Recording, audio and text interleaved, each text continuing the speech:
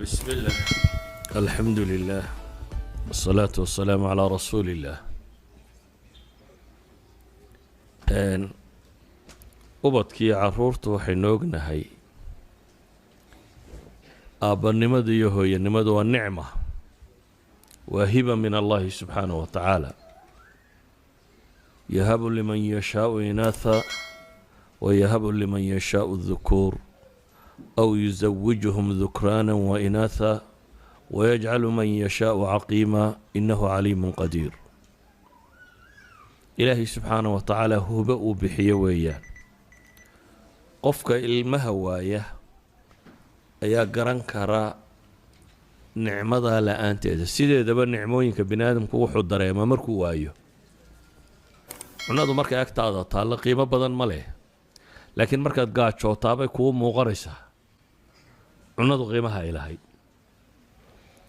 ilaahay subxaanahu wa tacaala wuxuu ku tilmaamaya inuu ilmuhu hibo yahay inuu nicmo yahay inuu noloshan aynu ku noolahay ziinadeeda yahay almaalu walbanuuna ziinatu alxayaati dunya nolosha dhalaalkeeda inuu yahay in min shahwaati nafs zuyina linnaasi xubu shahawaati min annisaa'i waalbaniin waxaa ilaahay inoo tilmaamaya subxaanahu wa tacaala dadka saalixiinta inay ku ducaysanayeen hab lana min aswaajina wa duriyaatina qurata acyun kuwa ishu ku doogsato in ilaahay subxaanahu wa tacaala uga dhigo waxaynu ognahay kobcintooda iyo barbaarintooduna cibaado ilaahay loogu dhowaado inay tahy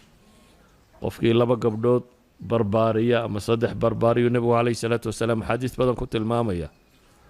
amase wuxuu nebigu sheegaya calayhi salaatu wasalaam qofka muslimka in camalkiisu go'o marka uu dhinto 3 shay mooyaane sadaqa jaariya oo uu ka tegey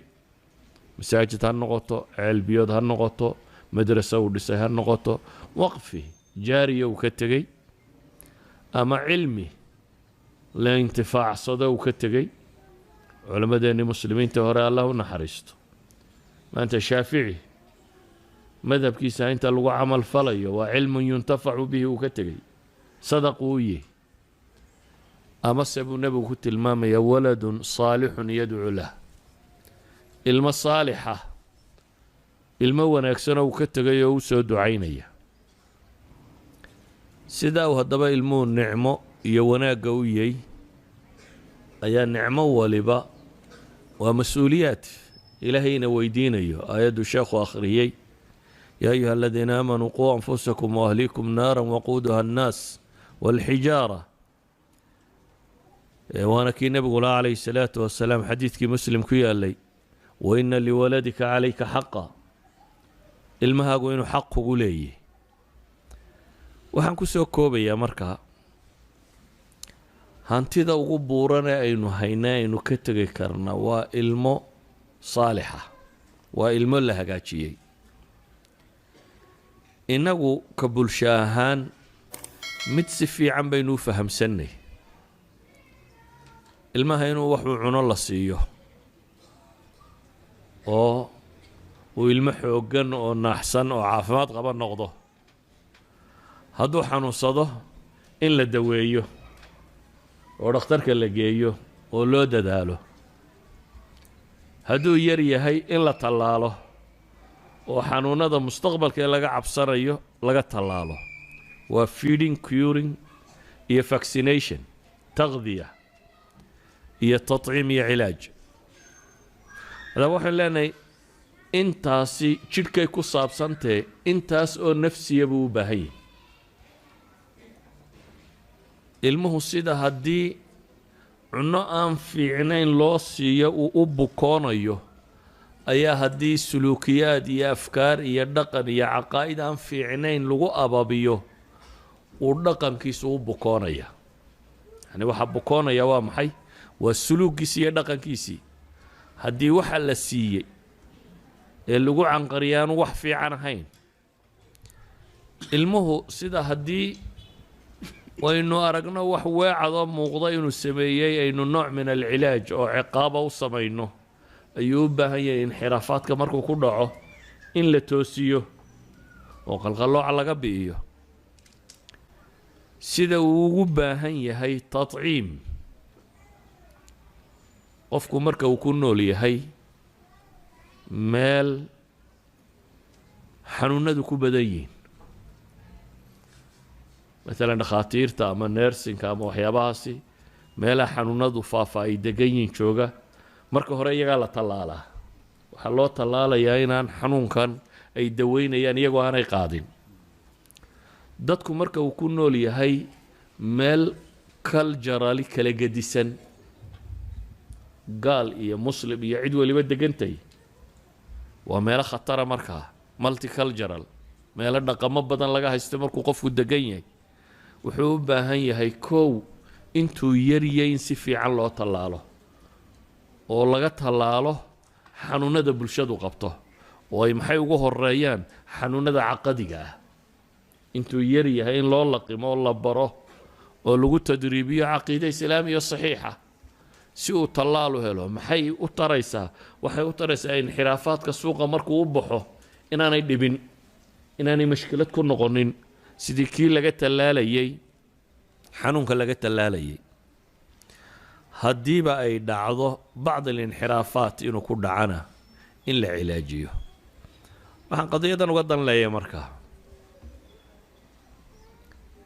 geedka marka la beero wuxuu u baahan yahay hawl badan oo kale inta midhaha lagu rido uun biyo laguma shubo lagama tago ee waxaa la tijaabiyaa in ciidda loo faadhfaadho loo abqaalo waxaa la tijaabiyaa in minerals ama wax nafaqo la digo iyo waxay doontaba noqotee wuxuu nafaqo ka helo lagu shubo waxaa la tijaabiyaa in laysku duduwo oo dhirtan magaalada hadiyo goor dhaadheer u aragteen markay yar yihiin baa bir lagu duuduuba si ay qumaati ugu baxaan aanay qalqalloocanin waxaa la tijaabiyaa in la buufiyo oo xasharaadka iyo waxa kale laga buufiyo waxaasoo dhan waxa looga dan leeyahay inuu geedkani si fiican u baxo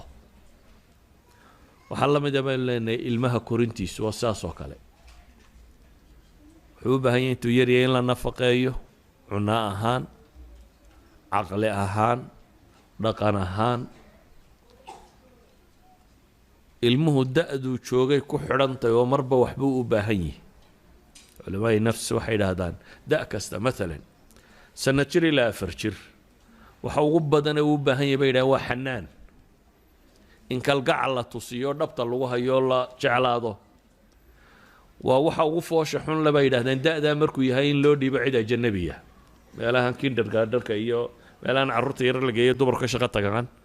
waxaa ka qurux badan bay leeyihin qofkaasi xanaanka wuu lumiyaa bay leeyihin waxa fiican bay yidhaahdaan waa more emotional bay yidhaahdaan ilmuhu sanad ilaa 4 jir intuu ka gaadhayo waa emotional saa daraaddeed taabashadaa la taabanayo dhabanka loo salaaxayo ama madaxa loo salaaxayo ama la dhunkanayo ama dhabta lagu haynayo ama la soo dhawaynayo ayaa uga naxariis badan waxa kaloo dhan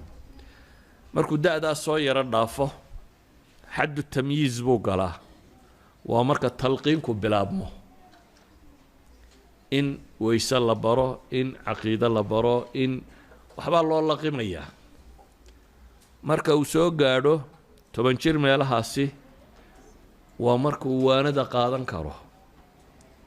dhowr iyo 10 jir meelahaasi marka uu soo gaadho wuxuu u baahan yahay waxyaabo wixii hore ka gedisan bay yidhaahdeen kow alictiraafu bihi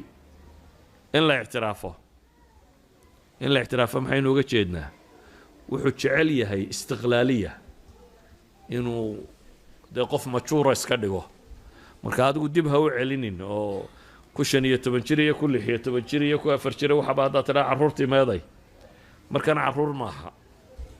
wuxuu isku dayayaa inuu mustaqil noqdo wuxuu u baahan yahay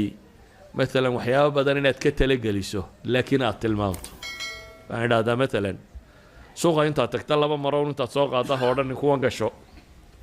laakiin waxaa ka qurux badan bay idhahdeen intaad kaxayso suuqa geyso inaad la taliso isaga waxaa laga yaabaa miduun inuu iska qaato inaad taa ceebteeda u sheegto tidhahda taasi ma fiicna tan baa waxaa ku fiican inaad qancin karto la taliso si uu u dooran karo waxa wanaagsan waayo waxaa loo train garaynaya qofkan inuu berri kaa tago inanta saad guriguun ugu hayso in guursado maaha وين يدو عقليا مجور نقطي وحقدان كرتا وحيبسان كرتا وطالين كرتا وين يقولي كلا تكتا سادر هدد هدي دوري تمنشير قفكو سو غادو وين مجور نما لو تبابرا باي دادان marka qofku inuu mustaqil noqon karo way loo tababaraa in la ictiraafo baahiis iyo wixiisa laaga way loo tababaraa inuu mas'uuliyad qaado waa loo tababaraa oo de ilaahay ba quraanka ku tilmaamaya ama sunnada nabiga kaleey salaatu ama diinta dhamaanteed qofku haduu qaan gaadho amaam Allah inuu mas'uul yahay oo aakhire isaga wax la weydiinayo laakiin haddaad adigu ula dhaqanto marka qof qaan gaadho ilaahay baa leeyahay waan xisaabinaya haddaad adigu cadam mas'uuliyad ula dhaqanto adaa gardaran da'da markuu soo gaadho nin iyo gabadhku doonayaba ha noqdee waa inuu qof mas'uuliyad qaadi kara noqdo wax lagu aamini karo wixii loo diro wixii uu soo qabanayo wixii shaqo loo dhiibayo waa inuu qof wax lagu aamini karo oo gaadhi kara laakiin haddaad ka dhigto wax meel iska fadhiyo wax walba loo qabto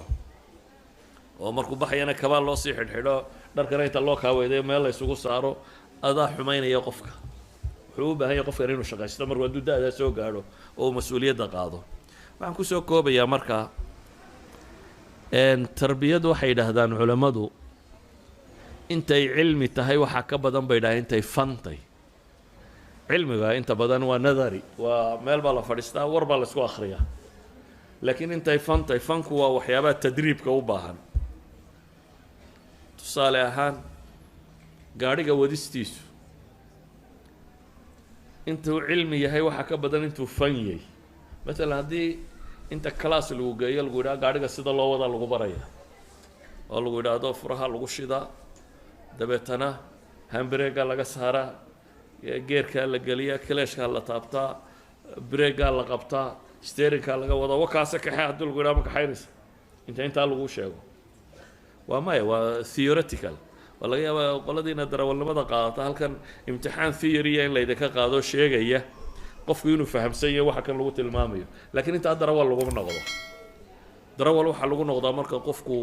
uu sameeyo tababar badan saacado badan oo wadisa oo qalada oo dhicisa markuu sameeyo kadib uu darawal noqdaa waxay dhaahdaan tarbiyadu waa fanni u baahan qofku inuu qaato training kaasi waagii hore aynu dhulka muslimka qura joognay ee reerku wada deganaa ee ayeeyooyinka iyo eedooyinka iyo habaryaaluhu guriga joogeen ee adeera iyo abtiyaal hareerahaga deganaayeen waxaad haysatay violating ama dad guidance-ka ku siiyo waaweyn oo kaa weyn laakiin dhulalkan galbeedka markii la yimi ama afrikada tan ama meel waxaa laga yaabaa inaad guri cidla degto eediya habaryar iyo ciditoona kuu dhaweyn idan waxaad u baahan tahay wax badan oo tababara inaad soo qaadato marka waxaan leeyahay hablaha iyo wiilasha yaryarna hadday guri kusii socdaan tababar ha la siiyo ilan goonay u baxayaan meel cilaabay tagayaan tarbiyaduna waa waxa u baahan barashade hal isku dayo kutubta laga qoray islaamku qoray iyo quraanku wuxuu ka sheegay iyo sunnadu waxay ka sheegtay waxa soo dhan in dib loogu noqdo cilmiyana loo barto fanni ahaana lagu tareen gareeyo intaas baan tilmaami lahaa. Assalaamu alaykum wa rahmatullahi